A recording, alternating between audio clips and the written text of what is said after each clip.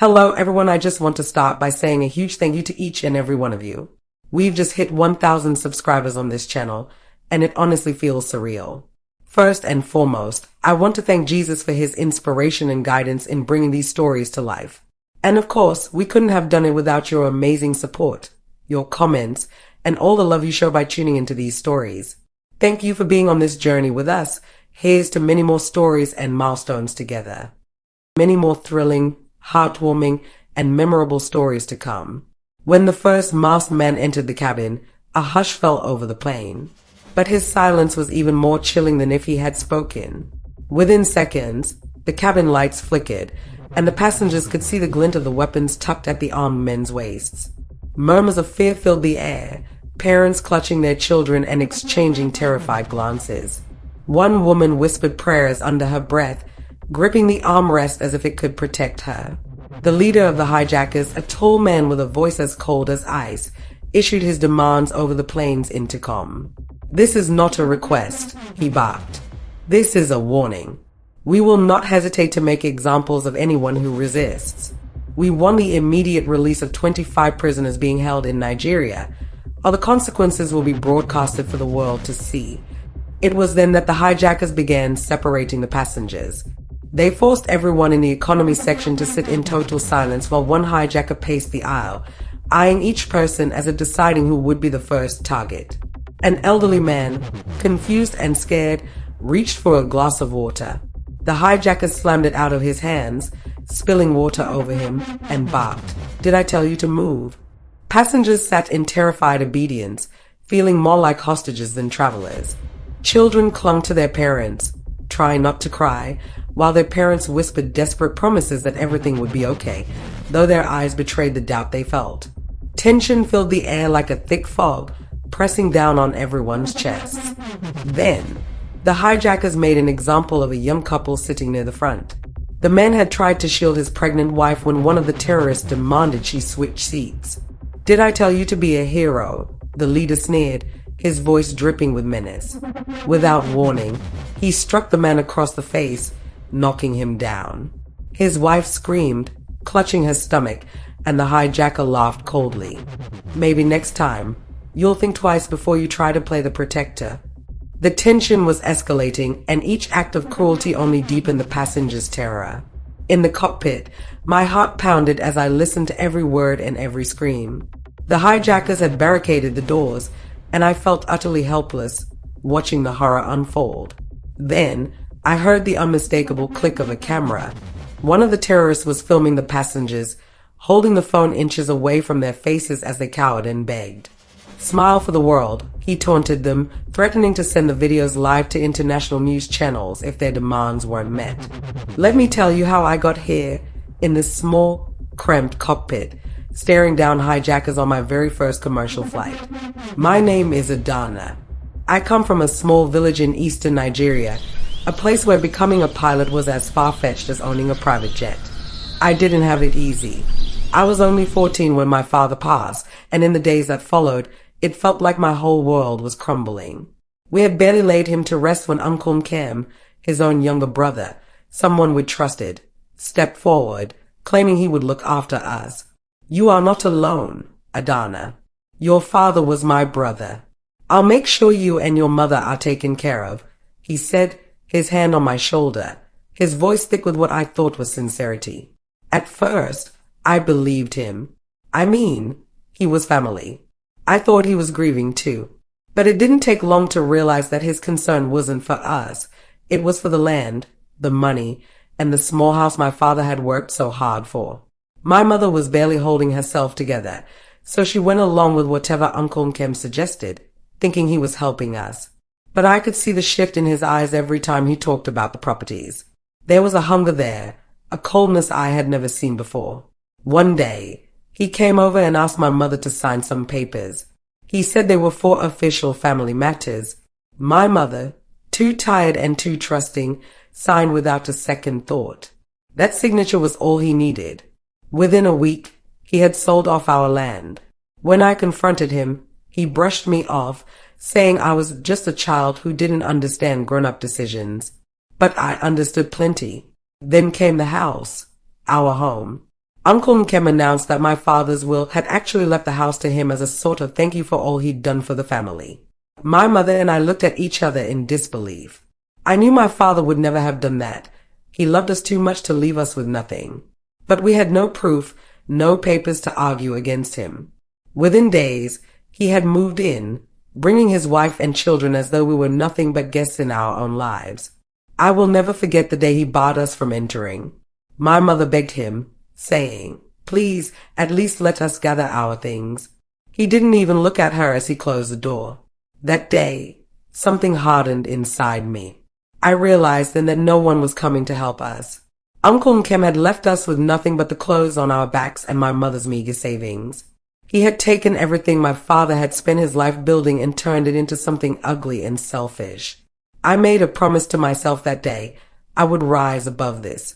I would succeed despite everything, and one day I'd look him in the eye, not as the vulnerable girl he had dismissed, but as someone he could no longer control. Uncle Nkem might have taken my home, but he could never take my will to overcome. My mother, my fierce, resilient mother, worked day and night selling vegetables at the market to keep me in school. There were times we barely had enough to eat, but she insisted I stay in school. One evening, as the sun was setting over our thatched roof, my mother sat me down and said, "Adana, this is your ticket. Take it." She handed me an application for a scholarship. I knew she had used almost all her savings to get me this far. I studied hard, and somehow the dream started to materialize. I earned a scholarship to study in America. Me, a market woman's daughter, heading to the skies. I remember my mother's words on the day I got my first training certificate. "Remember, Adana, you are not just carrying your name. You carry the hopes of everyone back home." Becoming a pilot had been my dream since I was a child. I could still remember those long nights I spent studying aviation manuals while my friends went out, had fun, and lived their lives. I sacrificed everything for this path, especially after my father passed away, leaving us with little. When I won a scholarship to study in the United States, it felt like the breakthrough I needed. I knew that I had to excel, not just for myself, but for my mother, who'd sacrificed so much for me. In aviation school, I pushed myself beyond every limit. I was one of only a few women in the program, and as the only Nigerian, I faced pressure and sometimes even isolation. But I kept my focus, studying harder than everyone else, and when it came time to graduate, I was named the best student in my class. My instructors were impressed by my determination and resilience, and the award came with high praise. It was a huge achievement, something that put my name on the map. After graduation, I had offers from a few airlines abroad, but I felt a responsibility to return to Nigeria and work in my home country. I wanted to inspire young girls back home, to show them that they could achieve their dreams, no matter the obstacles. I was thrilled when a major airline in Nigeria accepted me as a first officer. It was a rare opportunity for a young woman in this field, and I was determined to make the most of it. But from the very beginning, my colleagues made it clear they didn't think I belonged. On my first day, the hostility was palpable. I had barely stepped foot into the cockpit when Captain Okoro, my co-pilot, gave me a once-over, his face a mix of disbelief and disdain. "You're the one they sent," he muttered under his breath, shaking his head. Throughout our pre-flight preparations, he hovered over me, double-checking my every move as if expecting I'd make a mistake at any second. At one point, he leaned over and grumbled. Back in my day, pilots had to earn a seat, not just waltzing straight out of school. I ignored him, but it wasn't easy.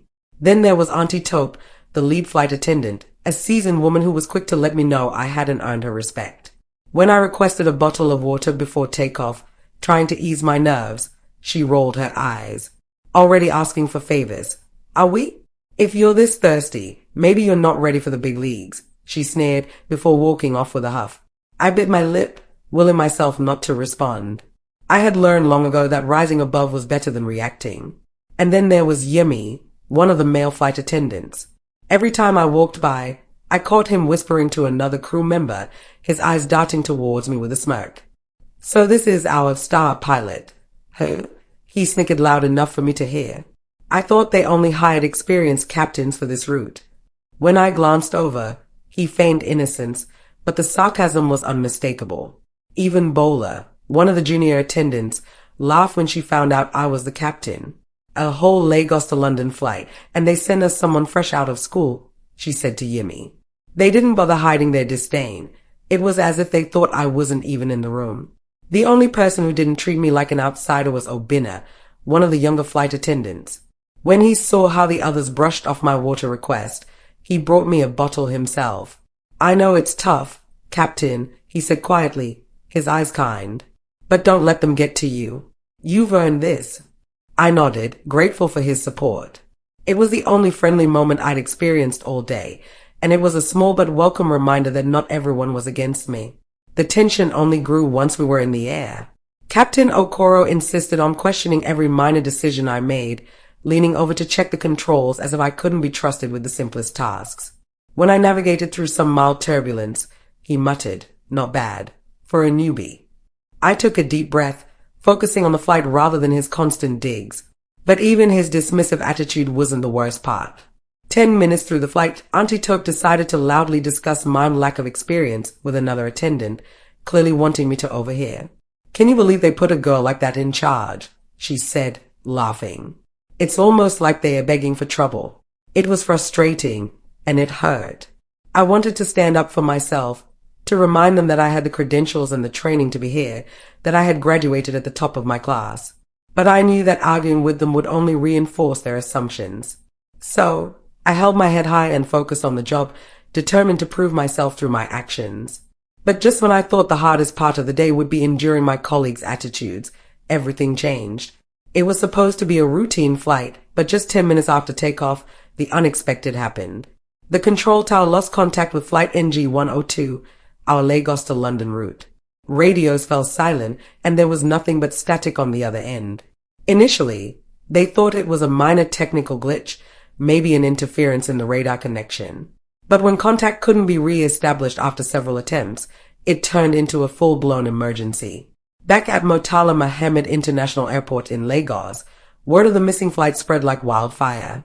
Family members who had waved goodbye to loved ones just moments before were now clustered together in a whirlwind of panic and anxiety, their eyes fixed on the airport's flight status board, watching for any update on the missing plane. One mother, her voice trembling with desperation, cried out to anyone who would listen, "My son is on that flight. Where is my son?" Another man held his wife close, his face a mix of shock and horror as he whispered, "We just spoke to our daughter before she boarded. How could this happen?" In the midst of the chaos, passengers' relatives swarmed the airline counter, demanding answers from stunned employees who looked just as shocked as everyone else. Anger and confusion filled the air as family members bombarded them with questions. "How does a plane just disappear?" shouted one father, fists clenched and face flushed. "This is unacceptable," cried another. "Where is your captain? How could this happen?" Meanwhile, back in the airline's offices, whispers began to circulate about the unusual choice of pilot for such an important flight. Some of my colleagues, quick to shift blame, had already drawn their own conclusions. "It was that young girl, Adana," someone said with a snicker, loud enough to reach the ears of passengers nearby. "They put her in charge on an international route, and look what happened. How irresponsible could they be?"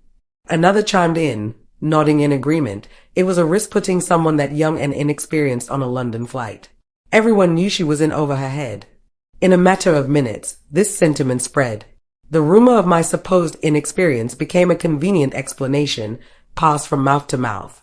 Frustrated relatives latched onto it, now shouting accusations at airline staff. "You trusted a small girl with our family members' lives," demanded a grieving mother. "How could you be so careless?" The media soon got wind of the missing plane and arrived in full force, jostling for statements from airline officials. News vans and reporters crowded outside the airport, cameras rolling as journalists scrambled for updates, keen to break the latest developments. Microphones were shoved into the faces of airline representatives who, now under pressure, tried to defend themselves. "What were you thinking assigning such a young, inexperienced pilot to an international flight?" One reporter challenged an airline official, his voice accusatory. Was she really ready for this responsibility? The official, visibly shaken, struggled to hold his ground. "Captain Adana was chosen for this flight based on her qualifications," he said, though his voice wavered slightly. "She's one of the best young pilots we have. She graduated at the top of her class." But his defense was met with eye rolls and sneers from onlookers. The press had found a story, young, inexperienced pilot, first solo international flight, plane gone missing. It was sensational, tragic, and, to them, made for perfect headlines. The airline's reputation was quickly crumbling under the weight of the assumptions and accusations. Senior staff members began to feel the heat. Some even questioned the management's decision to assign me to such a critical route. Within hours, people were already calling for the resignation of the head of operations, claiming he had made a reckless decision by allowing a child to captain the flight.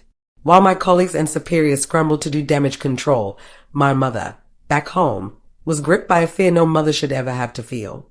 She had watched me leave with pride in her eyes, and now she sat by her phone, waiting for any word, any hint of where I could be. Each minute felt like an hour, as relatives came to comfort her, filling her house with tearful murmurs of God will bring her home safely. Across the country, televisions play the breaking news on a loop, with newscasters feeding the public's concern and fear. Headlines flashed across screens. Missing Flight NG-102, young female pilot takes on her first major flight. Interviews with industry experts speculated on what could have gone wrong. It's an ambitious choice, to say the least, assigning such a young pilot, one expert said, shaking his head. A seasoned pilot might have had the experience to handle unexpected situations.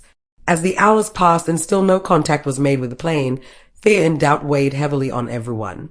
Family members, passengers, crew, and my loved ones, all gripped by the fear of the unknown, left praying that somewhere, somehow, everyone on the plane would be brought home safely.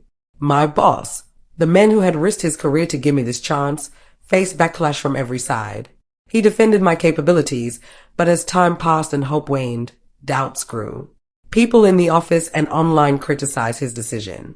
This isn't about qualifications anymore. Lives are on the line, an angry parent shouted at him in the lobby of the airline's headquarters. But despite the overwhelming pressure, he stood firm, his faith in me unwavering.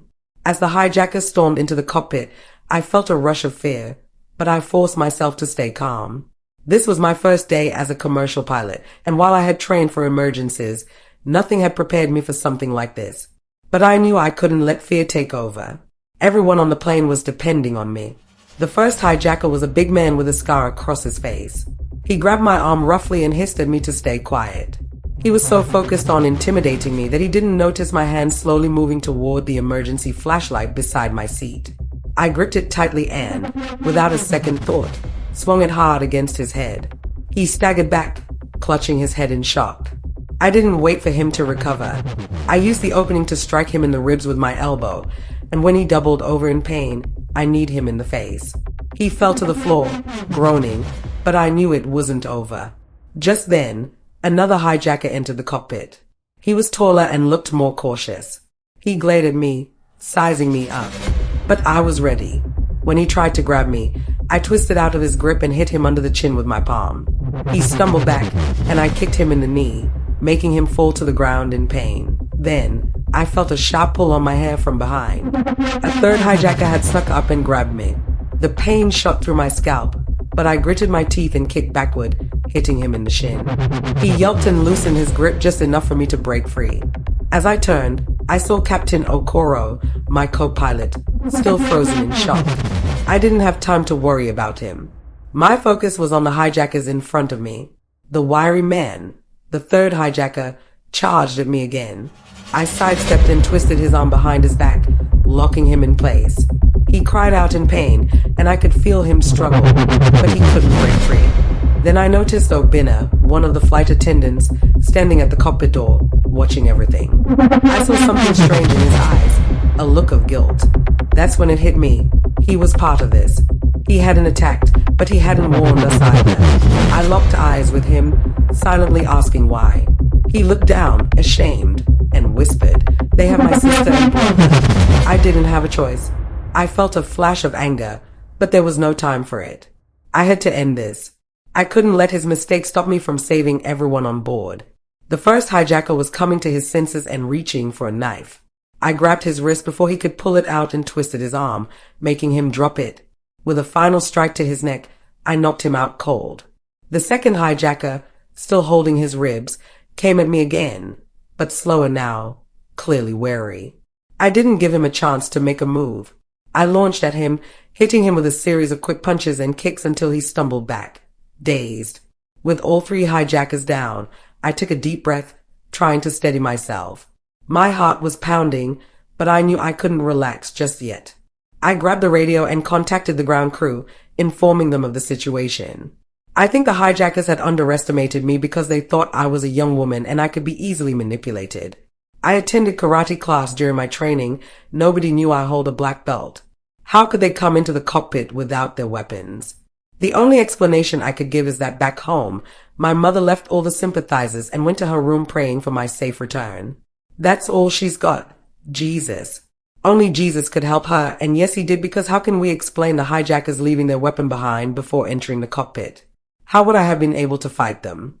As we made an emergency landing back in Lagos, I could hear the passengers cheering and clapping, grateful to be safe. When we finally touched down, some passengers came up to thank me, some with tears in their eyes. Obinna came up to me, his face full of shame and gratitude. He looked like he wanted to say something, but all he managed was a quiet, "Thank you." I nodded, too tired to say much. This experience had changed all of us.